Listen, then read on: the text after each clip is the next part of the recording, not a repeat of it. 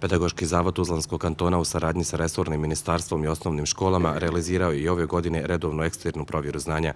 Učenici završnih razreda osnovnih škola, njih 4200, polagali su integralni test znanja. Eksternoj maturi je pristupilo i 50 učenika koji nisu sa područja Tuzlanskog kantona, a žele upisati srednju školu na ovom području.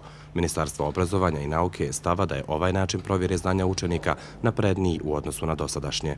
Jer se radi o eksternoj provjeri takozvanih ishoda učenja za učenike koji na tim provjerama pokazuju rezultate koje su ostvarili tokom svog školovanja. Iz Pedagoškog zavoda ističu da učenici završnih razreda osnovnih škola nakon 3 godine provođenja ovog procesa ostvaruju izuzetno dobre rezultate. Ovim testiranjem su obuhvaćena i djeca sa posebnim potrebama za koju se izrađuju prilagođeni testovi. Analizama se još uvijek bavimo. Naravno, dugo vremena će treba da mi konačni rezultat iz mature, međutim već do sad možemo vidjeti da je pokazala da se određene stvari u našim školama mijenjaju. Sredinom aprila u srednjim tehničkim školama na području Tuzlanskog kantona je prvi put organiziran i pilot projekat eksterne mature.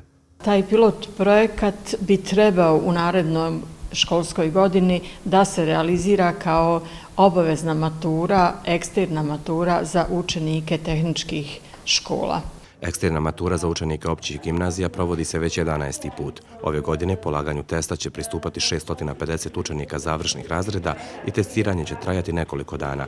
Eksterna matura za srednjoškolce planirana je za kraj maja, odnosno početak juna. Provođenjem eksterne mature i dostizanjem visokih standarda znanja, društvo dobija zaokret u smislu usklađivanja općeg obrazovanja sa evropskim standardima kvaliteta u ovom procesu, ističu iz Pedagoškog zavoda Tuzlanskog kantona.